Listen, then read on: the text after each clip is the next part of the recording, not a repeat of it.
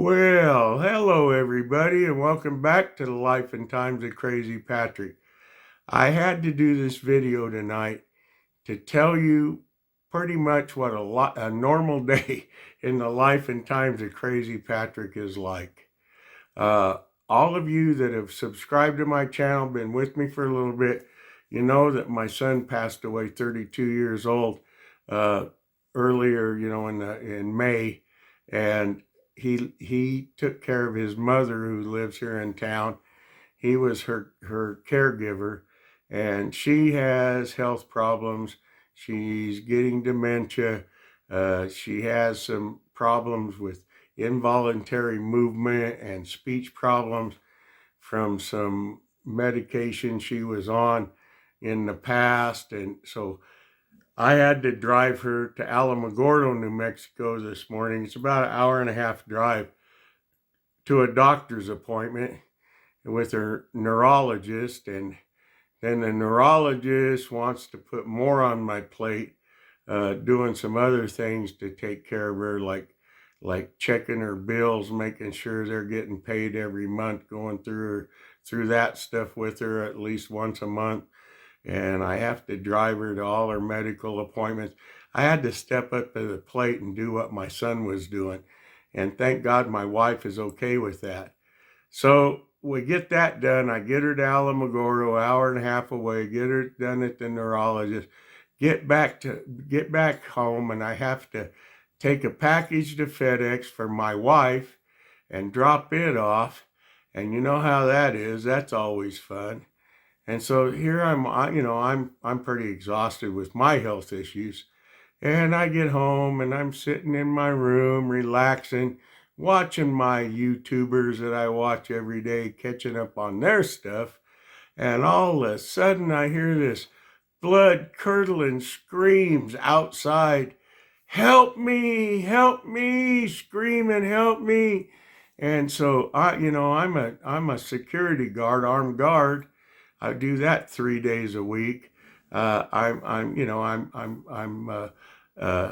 was in the military. I've been trained by Las Cruces Police Department and other training, how to de-escalate situations and things like that happen. It's just normal instinct for me to run and see what's going on. So I run outside. I live right on a corner of one pretty busy street and then a side street.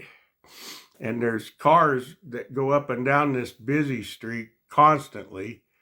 And, and it's a kind of a family neighborhood. So there's kids in the car. I go outside and here's this guy, homeless guy, which we have a massive problem with here in Las Cruces, New Mexico, of homeless people. And it's just, I guess that's everywhere in the country. Everybody, these homeless people, and nobody does anything to help them or take care of them. So here's this homeless guy out in the middle of the street, no shirt, pants off of one leg, no shoe on that leg, pants down around his ankles on the other, buck naked with his everything hanging out, screaming and yelling, help me, help me. There's a snake in my pants and it's biting me. It's biting me. Help me, help me, help me. And and and so I'm trained to de-escalate situations. We have a terrible problem here with close to the Mexican border, all the immigrants coming across 1,000 a day, and the cartels shipping drugs across the border, fentanyl by the truckloads. So I figure this guy's on fentanyl. He's got to be on something because he's not in his right mind. There ain't no snakes out when it's been 20 degrees at night. There's no snakes. But he's screaming and yelling. He's got this snake in his pants that's biting him, buck naked with his everything hanging out, cars driving by. Sure, there's kids in there. So I de-escalate the situation. I get him calmed down. I had an old recliner chair that I had sitting out by the street for the trash truck to pick up this week. And And so I get him out of the middle of the street. I don't want to touch him, but I convince him to get himself over to this chair and get him out of the middle of the street. We had a bag of clothes sitting out under our carport that were taken to the homeless shelter. So I reach in there and I just grab the first thing I can grab, and it's a shirt, and I take it out there, try to get him to put it on, but what he does, he wraps it around, and ties it around himself, so his everything ain't hanging out no more. And so I get him in the chair, finally convince him to sit down. I see that he's bleeding. One hand is bleeding. I don't know what he's got done to that. Of course, I don't want to touch it. I'm on the phone with 911 and trying to get a hold of the police department. And apparently they are like having one of the busiest nights of the year. It took 10 minutes to get through to the 911 dispatch. And I've got him in this chair. I give him a cigarette, and that seemed to calm him down a little more. So he's not yelling and screaming no more. And I got him out of sight of the public, got him all calmed down. And I finally get a hold of 911 and tell him, I got this guy here. He's buck naked. He's everything hanging out. And he's bleeding. I need an officer over here. I need an ambulance, because he's bleeding. I don't know how bad, or how bad he's cut or whatever's going on. And it took probably another 10 minutes or more for an officer to show up. If it would have been somebody that was bleeding to death or somebody having a heart attack, it would have been all over. They would have been a goner, because they're just so busy tonight that it took that long to get any kind of help. So finally an officer comes. I have him de-escalated, and then EMTs come and they try to convince him, to go to the hospital, but he's off in this other world talking about some kind of protocol. He couldn't go because of some kind of protocol. And so they couldn't convince him to go to the hospital, and they can't force him to go to the hospital. And another officer showed up. So I had two Las Cruces PD there, and the one finally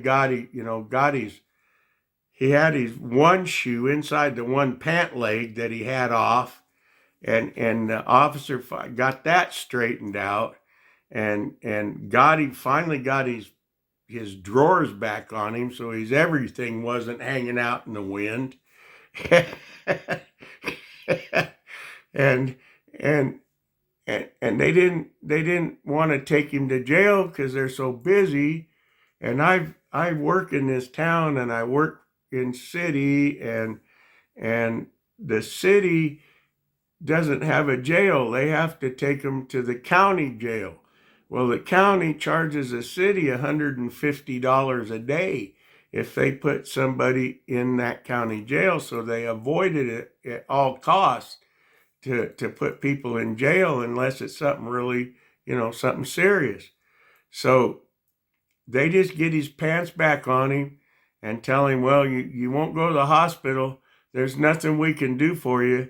You gotta move along. You can't stay here.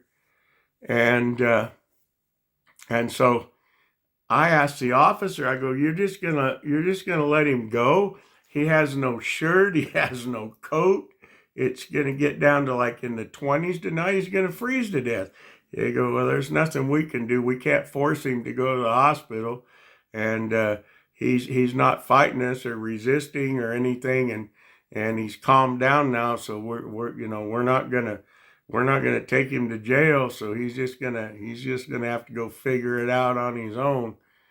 And so off he goes. Well, just a few minutes ago, I still smoke. I can't kick that habit. And I go outside to smoke a cigarette, and here's an officer 2 doors down they're remodeling a house, so it's a vacant house just 2 doors down, and there's an officer across the street, and he's put somebody in the back of the car, and I'm assuming it's the same guy has probably uh, broke into that house, and another neighbor called or something, and whoever that was, they got hauled off. I don't know if it was the same guy or not, but that was a normal day in the life and times of Crazy Patrick. I had to tell you about it. If you're new to my channel, please subscribe. Give me those thumbs up. It really helps the algorithm. But I figured you had to hear this story because, I barely believe it myself. If I wasn't there, I wouldn't believe it. So I had to tell you this story, and give me those thumbs up. Leave comments. I know you're going to think it was hilarious. So leave me some comments, and I'm going to tell you now to have a great rest of your evening. Stay positive, and God bless.